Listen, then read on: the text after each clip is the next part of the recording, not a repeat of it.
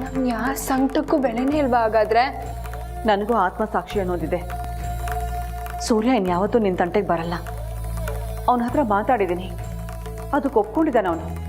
ಬರೀ ನಾನು ಒಬ್ಳ ಬಗ್ಗೆ ಮಾತಾಡ್ತಿಲ್ಲ ಆಂಟಿ. ನಾನು ಯಾರ ತಂಟೆಗೂ ಹೋಗಲ್ಲ ನನ್ನ ಮಗ.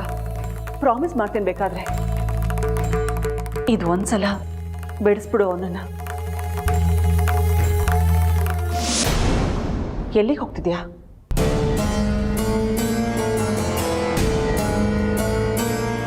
ಅಪ್ಪಾಜಿ ಹತ್ರ ಮಾತಾಡೋದಕ್ಕೆ.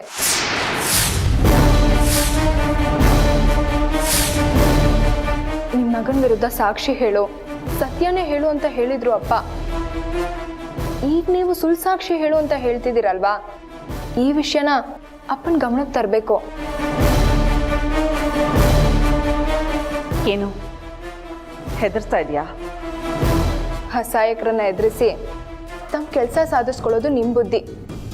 ಆ ಥರ ಬೆಳೆಸಿಲ್ಲ ನಮ್ಮಪ್ಪ ನನ್ನ. ಅಪ್ಪ ಯಾವಾಗಲೂ ಸರಿ ದಾರಿ ತೋರಿಸ್ಕೊಂಡು ಬಂದಿದ್ದಾರೆ ನನಗೆ. ಈಗಲೂ ಅವ್ರ ನಿರ್ಧಾರನೇ ಮುಖ್ಯ ನನಗೆ.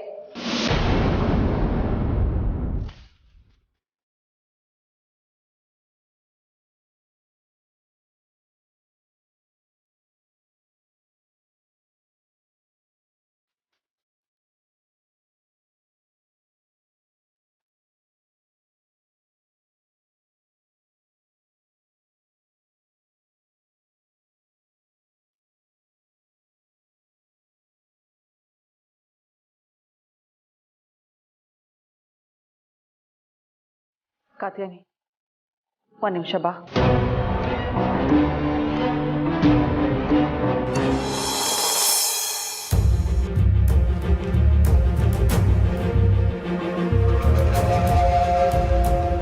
ಅಪ್ಪ ಅಪ್ಪ, ದಯವಿಟ್ಟು ನನ್ನ ಕ್ಷಮಿಸ್ಬಿಡಿ ಅಪ್ಪ. ಯಾವ ವಿಷಯಕ್ಕಮ್ಮ?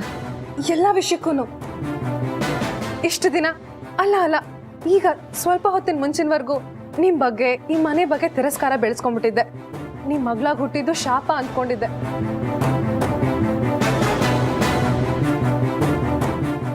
ಅದಕ್ಕೆ ಯಾವಾಗ್ಲೂ ನಿಮ್ ವಿರುದ್ಧ ನಡ್ಕೊಳ್ತಾ ಹಠ ಸಾಧಿಸ್ಕೊಂಡ್ ಬಂದೆ. ಅದರ ಬಗ್ಗೆ ಈಗ ಯಾಕಮ್ಮ ಮಾತು? ಯಾಕಂದ್ರೆ ನನ್ಗೆ ಈಗ ಅರ್ಥ ಆಗಿದೆಯಪ್ಪ, ನಾನು ಎಷ್ಟು ಅದೃಷ್ಟವಂತೆ ಅಂತ.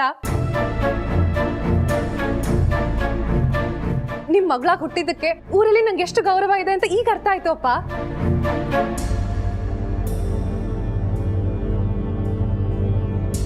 ನಿಮ್ ಮಗಳಾಗಿರೋದಕ್ಕೆ ನಿಮ್ ಸ್ನೇಹಿತರು ಅವ್ರ ಮನೆ ಸೊಸೆ ಮಾಡ್ಕೋತಿರೋದು ನನ್ನನ್ನ. ನನ್ನೆಲ್ಲ ಸುಖ, ಸಂತೋಷ, ನೆಮ್ಮದಿಗೆ ನೀವಪ್ಪ ಕಾರಣ. ನಿನ್ನ ಬಾಯಲ್ಲಿ ಮಾತು ಕೇಳೋದಕ್ಕೆ ತುಂಬ ಖುಷಿ ಆಗ್ತಿದೆ ಕಣೆ. ಆದರೆ ಇದ್ಕಿದ್ದ ಹಾಗೆ ಜ್ಞಾನೋದಯ ಆಗೋದಕ್ಕೆ ಏನು ಕಾರಣ? ದೇವಸ್ಥಾನದಲ್ಲಿ ನಂಗೊಬ್ರು ಅಜ್ಜಿ ಸಿಕ್ಕಿದ್ರಪ್ಪ. ಅವರೇ ನಂಗೆ ಇದನ್ನೆಲ್ಲ ತಿಳಿಸಿ ಅರ್ಥ ಮಾಡಿಸಿದ್ದು.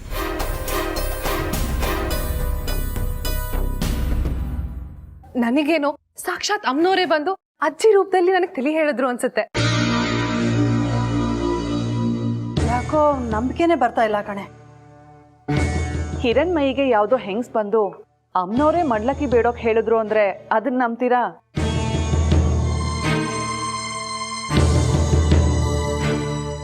ಆದ್ರೆ ಕಾತ್ಯಾಯನಿ ವಿಷಯದಲ್ಲಿ ಯಾಕೆ ಅಪನಂಬಿಕೆ ಇರ್ಬೋದು ಅಲ್ವಾ?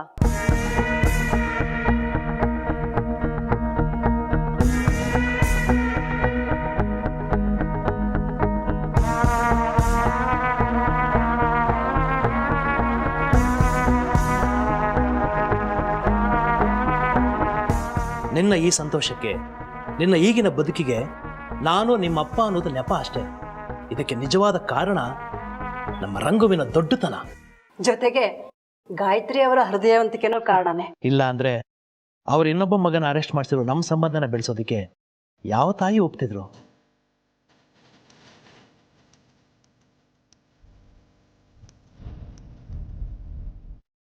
ಇವ್ರ ಜಾಗದಲ್ಲಿ ಬೇರೆ ಯಾರೇ ಇದ್ರು ಮಗನ್ ಬಿಡ್ಸೋದಕ್ಕೋಸ್ಕರ ಈ ಸಂಬಂಧ ಬೆಳೆಸ್ತಿದ್ವಿ ಅಂತ ಹೇಳ್ತಾ ಇದ್ರು.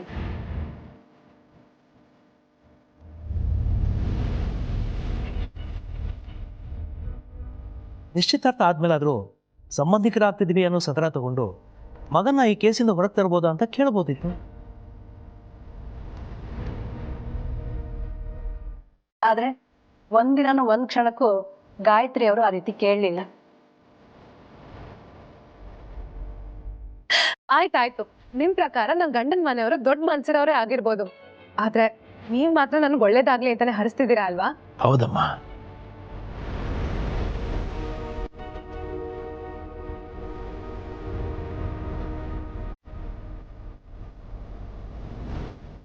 ನನ್ ಪ್ರಕಾರ ನಿಮ್ ಒಳ್ಳೆ ಹಾರೈಕೆಗಳೇ ನನ್ನನ್ನ ಇಷ್ಟು ಒಳ್ಳೆ ಮನೆಗೆ ಸೇರಿಸ್ತಾ ಇರೋದು.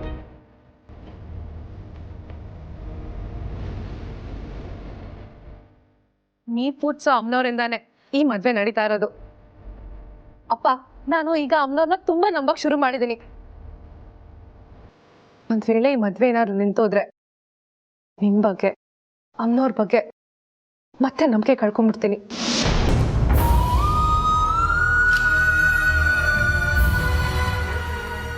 ಇಷ್ಟೆಲ್ಲ ಒಳ್ಳೆ ಮಾತಾಡಿ ಕೊನೆಗೆ ಅಕ್ಕೆ ಕಹಿ ವಿಷಯ.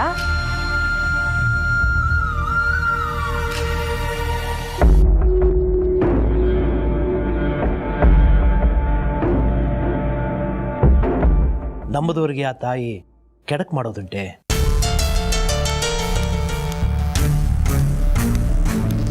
ಈ ಮದುವೆ ಯಾಕೆ ನಿಲ್ಲುತ್ತಮ್ಮ? ಯಾವ ವಿಘ್ನನೂ ಇಲ್ಲದೆ ನಡೆದೇ ನಡೆಯುತ್ತೆ.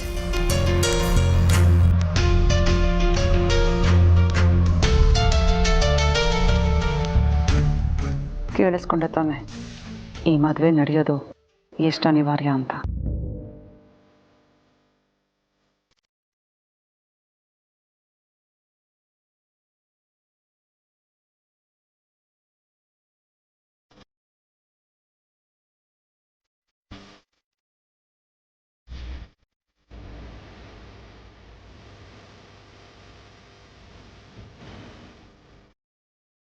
ಯಾಕೋ ನಿನ್ ಮಾಮೂಲಿ ತರ ಇಲ್ಲ ಕಣೆ.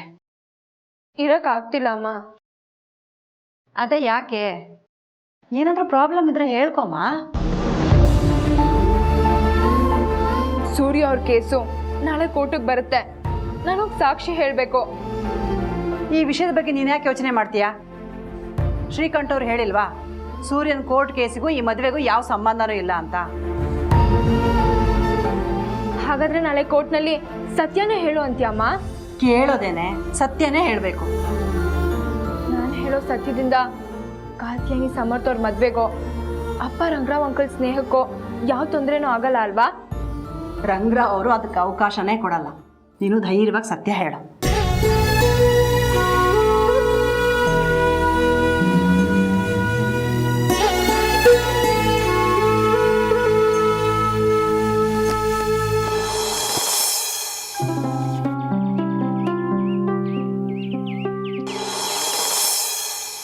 ನನ್ನ ಮಗ ಮಾಡಿರೋದು ತಪ್ಪೋ ಸರಿನೋ ನನಗೆ ಗೊತ್ತಿಲ್ಲ. ನನ್ನ ಮಗ ನನಗೆ ಬೇಕು ಅನ್ನೋದಷ್ಟೇ ನನಗೆ ಅರ್ಥ ಆಗ್ತಿರೋದು. ನಮ್ಗೆ ಇಷ್ಟೆಲ್ಲ ಅನುಕೂಲ ಮಾಡಿಕೊಟ್ಟಿರೋ ನೀನು ನನ್ನ ಮಗನ ಕಾನೂನಿನ ಬಂಧನದಿಂದ ಆದಷ್ಟು ಬೇಗ ಬಿಡುಗಡೆ ಮಾಡು ತಾಯಿ. ನೀನಿರೋದೇ ನಿಜ ಆಗಿದ್ರೆ ನನ್ನ ಮಗ ಈ ಕೇಸಿಂದ ಆಚೆ ಬರಬೇಕು. ಹಿರಣ್ಮಯಿ ಸುಳ್ಳು ಸಾಕ್ಷಿ ಹೇಳಬೇಕು. ತೀರ್ಪು ನಮ್ಮ ಸೂರ್ಯನ ಪರವಾಗಿ ಆಗಬೇಕು ತಾಯಿ. ನಿನ್ನನ್ನೇ ನಂಬಿದ್ದೀವಿ.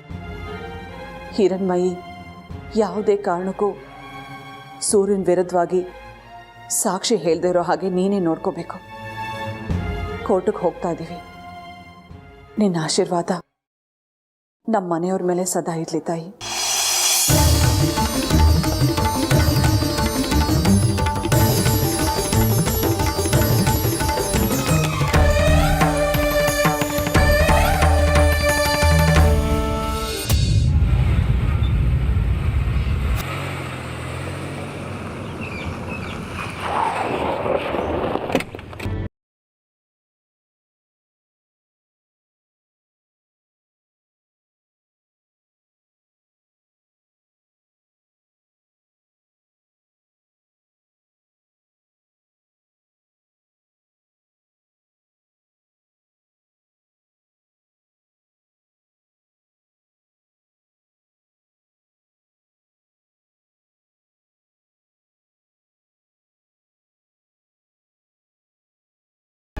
ಯಾಕೊಂಥರ ಇದೆಯಾ?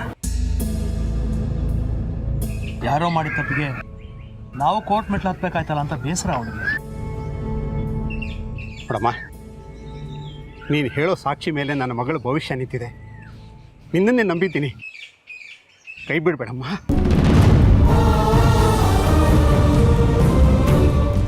ಹಣ ಅಧಿಕಾರದಿಂದ ಏನು ಬೇಕಾದರೂ ಮಾಡಿ ದಕ್ಕಿಸ್ಕೋಬೋದು ಅಂತ ಅಂದ್ಕೊಂಡಿದ್ದಾನೆ.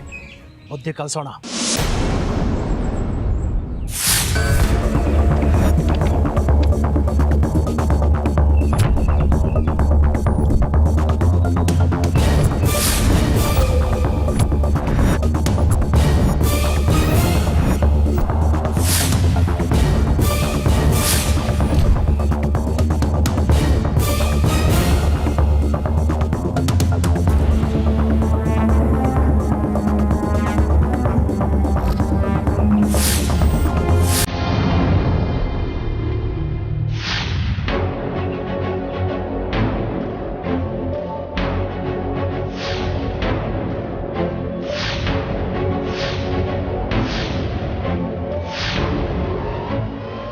ನೀನು ಮಾಡಿರೋ ಹಲ್ಕ ಕೆಲಸಕ್ಕೆ ನಿನಗೆ ಶಿಕ್ಷೆ ಕೊಡಿಸ್ದೆ. ನಾವಿಲ್ಲಿಂದ ಕಾಲ್ ತೆಗಿಯಲ್ಲ ಕಣೋ, ಬರೆದಿಟ್ಕೋ.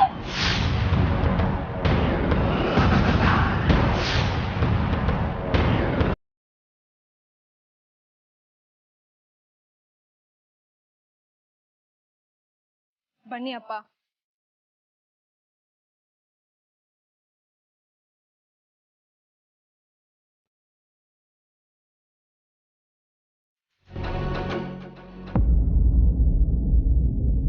ಕರೀರಿ. ಸೂರ್ಯ ಸೂರ್ಯ ಸೂರ್ಯ.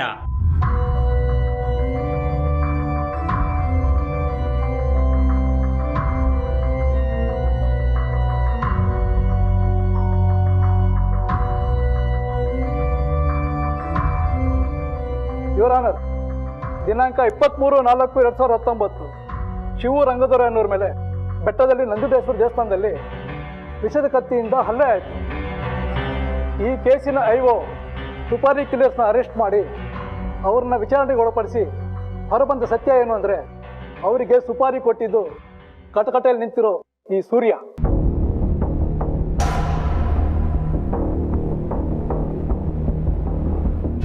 ಹಲ್ಲೆ ಕೆಚ್ಚಾಕಿದ್ದು ಹಿರಣ್ಮಯ್ಯ ಅನ್ನೋರ ಮೇಲೆ.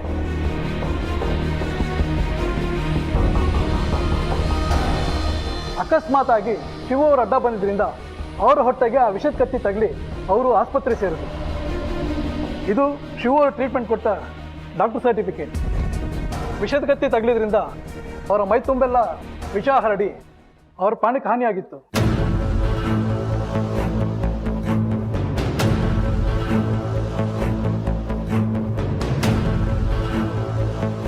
ವಿಷದ ಕತ್ತಿಯಿಂದ ದಾಳಿ ಮಾಡಿದ್ರಿಂದ ಅವರ ದೇಹದ ತುಂಬೆಲ್ಲ ವಿಷ ಹರಡಿತ್ತು. ಪವಾಡ ರೀತಿಯಿಂದ ಬದುಕಿದ್ದಾರೆ ಅಷ್ಟೇ ಅಂತ ಹೇಳ್ತಾರೆ. ಇನ್ನು ದಾಳಿಗೆ ಬಳಸಿದ ಕತ್ತಿಗೆ ನಾಗರ ಹಾವಿನ ವಿಷ ಸೋರಿತ್ತು ಅಂತ ಆ ರಿಪೋರ್ಟ್ ಹೇಳುತ್ತೆ. ಯಾವುದೋ ಒಂದು ಸಣ್ಣ ಮನಸ್ತಾಪ ಮನಸ್ಸಲ್ಲಿ ಇಟ್ಕೊಂಡು ಒಬ್ಬರ ಪ್ರಾಣಕ್ಕೆ ಸ್ಕೆಚ್ ಆಗುವಂತ ಈ ಕೊಲೆಗಾರ ಸೂರ್ಯನಿಗೆ ತಕ್ಕ ಶಿಕ್ಷೆ ಆಗಬೇಕು ಅಂತ ತಮ್ಮಲ್ಲಿ ಪ್ರಾರ್ಥಿಸ್ತೀನಿ ಯುವರ್ ಆನರ್. ಯುವರ್ ಆನರ್, ನನ್ನ ಕಕ್ಷಿದಾರ ಕೊಲೆ ಆರೋಪ ಎದುರಿಸ್ತಾ ಇದ್ದಾರೆ. ಇನ್ನು ಅವ್ರ ಮೇಲಿನ ಆರೋಪ ಸಾಬೀತಾಗಿಲ್ಲ. ಪ್ರಾಸಿಕ್ಯೂಷನ್ ಅವರು ಅವ್ರನ್ನ ಕೊಲೆಗಾರ ಅಂತ ಗುರುತಿಸಿರೋದು ತಪ್ಪಾಗುತ್ತೆ. Objection sustained.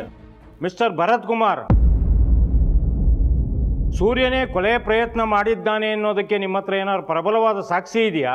ಮೊದಲನೇ ಸಾಕ್ಷಿ ಈ ಕೇಸಿನ ಐಒ.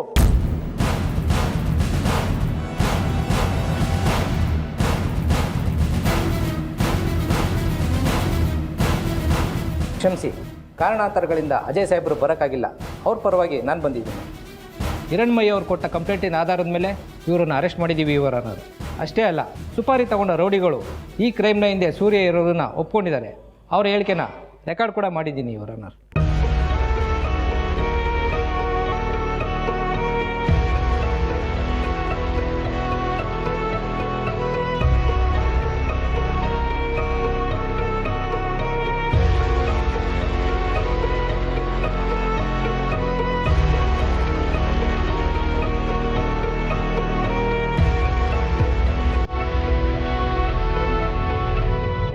ಆ ಸುಪಾರಿ ರೌಡಿಗಳನ್ನ ಹಾಜರುಪಡಿಸ್ರಿ.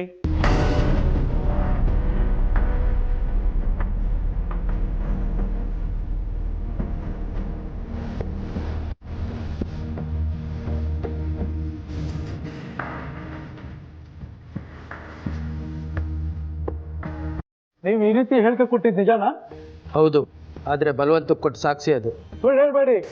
ಸೂರ್ಯ ಅವರು ಸುಪಾರಿ ಕೊಟ್ಟ ಕತ್ತಿನ ಪೊಲೀಸರು ವಶಪಡಿಸ್ಕೊಂಡಿದ್ದಾರೆ. ಅದನ್ನ ಕೋರ್ಟ್ಗೂ ಪ್ರೊಡ್ಯೂಸ್ ಮಾಡಿದೀವಿ ಯುವರ್ ಆನರ್. ಅವರೇ ಕೊಟ್ಟಿದ್ದು ಅಂತ ಇವರು ಒಪ್ಕೊಂಡಿದ್ದಾರೆ. ಇವರೇ ಆ ಕತ್ತಿ ಬೀಸಿದಾರೆ ಅನ್ನೋದಕ್ಕೆ ಸಾಕ್ಷಿ ಏನ್ರಿ? ಇದೇ ಯುವರ್ ಆನರ್, ಘಟನೆ ನಡೆದ ದೇವಸ್ಥಾನದ ಎದುರುಗಡೆ ಮನೆಯಲ್ಲಿ CCTV ಇದೆ. ಅದರ ಫುಟೇಜ್ ನಾವು ಕಲೆಕ್ಟ್ ಮಾಡಿದ್ದೀವಿ.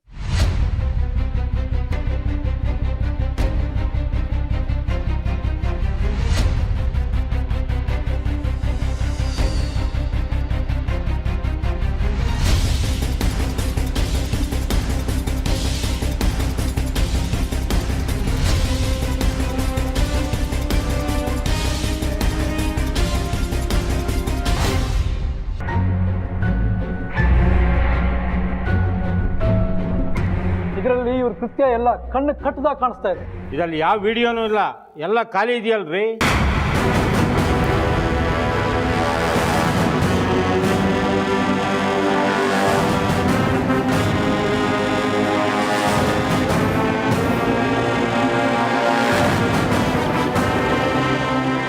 ನಾವು ಅಲ್ಲೇ ಮಾಡಿದ್ರಲ್ವಾ ಜಡ್ಜ್ ಸಾಹೇಬ್ರೆ ರೆಕಾರ್ಡ್ ಆಗೋಕ್ಕೆ. ಇವರು ಸುಳ್ಳು ಹೇಳ್ತಿದ್ದಾರೆ ಯುವರ್ ಆನರ್. ನೀವೇ ಕೆಲಸ ಮಾಡಿದ್ದಂತ ಒಪ್ಕೊಳ್ಳಿಲ್ಲ ಅಂದರೆ ಸೂರ್ಯ ಅವರಿಗೆ ಟಾರ್ಚರ್ ಕೊಡ್ತೀವಿ, ಹಿಂಸೆ ಕೊಡ್ತೀವಿ ಅಂತ ಹೇಳಿದರು ಪೊಲೀಸವರು.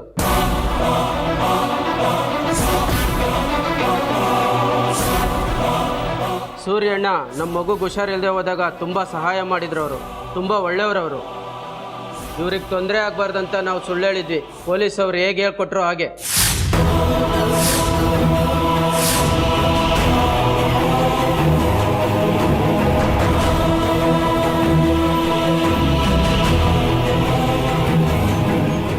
ಅದನ್ನು ಅವರು ರೆಕಾರ್ಡ್ ಮಾಡ್ಕೊಂಡ್ರು.